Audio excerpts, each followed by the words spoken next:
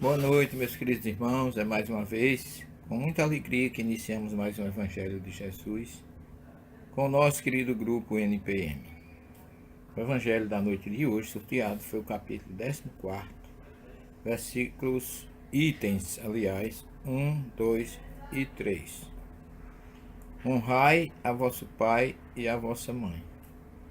Então nós temos aqui uns textos de Marcos, Mateus e do próprio Êxodo 20, onde se encontram os 10 mandamentos. Porque honrar vosso pai e a vossa mãe é um dos 10 mandamentos que está no Êxodo. Então, iniciando, Kardec trouxe esses temas extraídos de Mateus, de Marcos e de Lucas, dos 3 evangelhos sinóticos, e ainda extraiu do Decálogo, do livro do Êxodo, o item 12, o versículo 12 do capítulo 20. E ele diz: Sabeis os mandamentos: não cometereis adultério, não matareis, não roubareis, não prestareis falso testemunho, não fareis agravo a ninguém, honrai a vosso pai e a vossa mãe. Está em Marcos 10, 19, Lucas 18, 20 e Mateus 19, 18 e 19.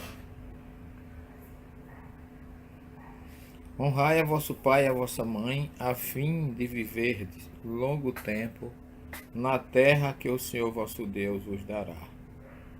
Decálogo, Êxodo 20, 12.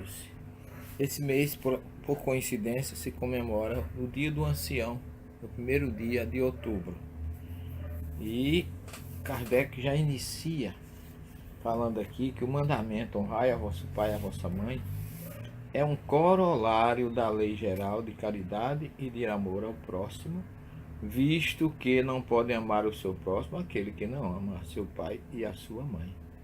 Mas o termo honrai encerra um dever a mais para com eles, o da piedade filial. É interessante essa colocação, porque quando Jesus se despede, depois de encerrar a sua nobre missão no planeta Terra, ele faz uma oração lá no Monte das Oliveiras, que João, o grande e profundo evangelista, narra no capítulo 17, 25, quando ele pede que Deus o honre da mesma forma que ele se sentiu honrado quando estava com ele antes da criação dos céus e da terra. Honrar é muito mais forte do que amar. É um verbo que só é utilizado no relacionamento entre pai e mãe. Por isso que Kardec intitula esse item 3, quando ele faz esse comentário, de piedade filial.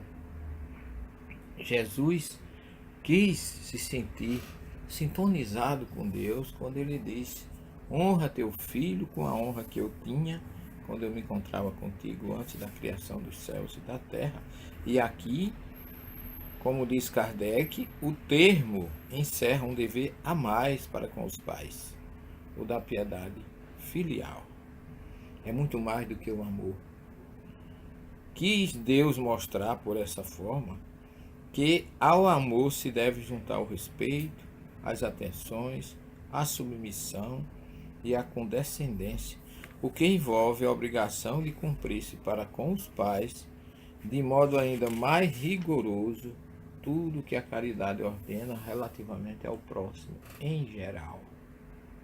Esse dever se estende naturalmente às pessoas que fazem as vezes de pai e de mãe, as quais tanto maior mérito têm, quanto menos obrigatório é para elas o devotamento.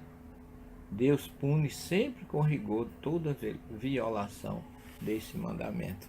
Kardec é realmente um exegeta, um intérprete, alguém que, como diz o Espírito São Luís, estava realmente sintonizado com o Espírito da Verdade, porque ele não conhecia, até onde sabemos, os textos originais e, no entanto, ele encerra aqui no seu comentário exatamente o que quer dizer o Êxodo 20, o que quer dizer o verbo honrar, o kavod, como se diz em hebraico.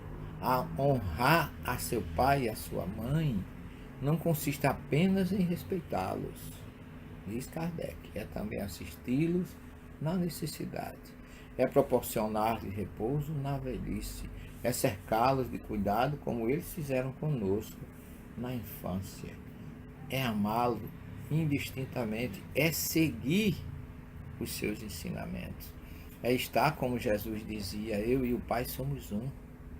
Eu estou no Pai e o Pai está em mim. Como Paulo fala, o evangelho que eu vos pregue não me foi dado por ninguém, mas pelo próprio Cristo. Eu já não falo por mim. Quem fala é o Cristo por meu intermédio. Então, isso é o que se chama honra, sintonia, envolvimento, fusão. É uma espécie de dois espíritos com a mesma vontade, com o mesmo pensamento, com a mesma sintonia com Deus. Kardec vai mais além quando ele diz: sobretudo para com os pais sem recurso é que se demonstra a verdadeira piedade filial. Obedecem a esse mandamento os que julgam fazer grande coisa, porque dão a seus pais o estritamente necessário,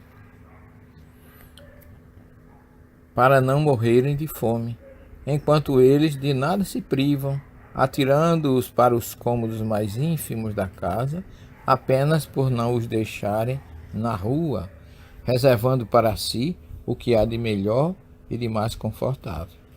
Quantas vezes nós ouvimos a muitos filhos dizer assim: ah, meu pai e minha mãe estão dando muito trabalho. Eu já os coloquei num quartinho lá atrás de casa, porque ali eles têm a intimidade deles, ali eles ficam no recanto, e isso muitas vezes não é bem assim o pensamento, mas é afastá-los, é deixá-los à parte, como se estivesse fazendo grande coisa. Não estão fazendo mais do que a obrigação. Quando se diz que o pai e a mãe estão dando trabalho, é porque ainda não se passou pela fase de ter um filho pequeno. Um filho que adoece à noite, que tem febre, que tem resfriado, e o pai e a mãe não dormem. O pai e a mãe não cobram nada por isso, porque poderiam deixar ele com febre lá e ter sua noite de sono, mas não dorme. E se o filho tem um processo a mais, uma doença ainda um pouco mais séria, aí é que além de não dormir, se preocupam, se estressam, se desgastam e não estão pedindo nada em troca. Porque o amor de um pai e de uma mãe para com o filho não se mede, não se qualifica, não se compra e nem se vende. É preciso que saibamos que um dia os filhos de hoje serão idosos. Os filhos de hoje terão filhos que poderão fazer com eles, ou devolver a eles a mesma coisa que eles fizerem com seus pais. É por isso que essa mensagem que veio agora no mês de outubro, que é o mês do ancião e do idoso, pode significar um chamado para todos nós, um alerta para que nós possamos refletir o que fizemos, o que estamos fazendo com os nossos queridos pais, idosos, desgastados, cansados, que agora precisam receber todo o apoio daqueles a quem ele deu tanto. Vamos refletir sobre isso, agradecendo a Deus pela mais esta oportunidade e pedindo ao Dr. Bezerra de Menezes que venha em auxílio dos nossos irmãos que estão no grupo da prece, trazendo o seu alento, o seu conforto, a sua assistência, como faz todas as noites, à luz dos nossos humildes, porém sinceros pedidos deste grupo, que pede sobretudo pelos outros e não por nós mesmos. Que sejamos, como dizia Francisco de Assis, instrumento dessa energia revigorante, dessa energia que ajuda, que auxilia e que leva aos outros as nossas vibrações de luz, de amor e de paz. Peçamos ainda ao Dr. Bezerra de Menezes para fluidificar esta água, para que todos aqueles que ao fazer uso dela sintam-se reforçados, reconfortados e assistidos material e espiritualmente. Em teu nome, Mestre Jesus, nós te pedimos pela paz do planeta, pela paz do mundo e pela paz do nosso Brasil. Que tenhamos neste ano de tantas escolhas a assistência de Ismael, do Espírito, do Dr. Bezerra de Menezes, que venha nos nortear para a fraternidade, para o amor. Oremos pelo país, não nos degladiemos, porque tudo passa. A nossa obrigação é vibrar positivamente para que Deus, Jesus e Ismael dê ao nosso país um dirigente que possa colaborar na sua obra do Evangelho para o restabelecimento da luz e da paz, e que nós tenhamos no nosso país realmente estabelecido o coração do mundo e a pátria do Evangelho.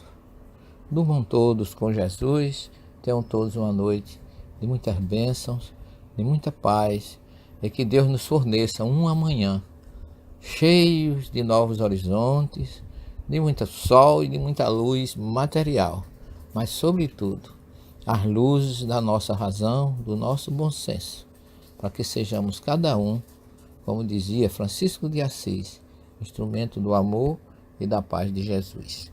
Durma com ele e até amanhã, se ele assim o permitir. Muita paz a todos.